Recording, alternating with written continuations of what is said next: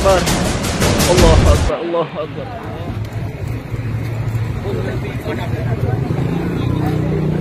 Kamis dini hari terjadi kebakaran hebat di Pasar Impres Kota Lokse Umawe sekitar pukul 1.30 waktu Indonesia Barat. Kebakaran menyebabkan ratusan kios hingga ruko di pasar ludes dilalap api. Kerugian diperkirakan mencapai miliaran rupiah. Kobaran api pun semakin membesar akibat diterpa angin kencang. La ilaha illallah. La ilaha illallah. Allahu Akbar.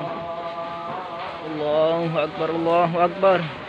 Allahu Akbar. Allahu Akbar. Allahu Akbar. La ilaha illallah. Allahu Akbar. Allahu Akbar. Allahu Akbar.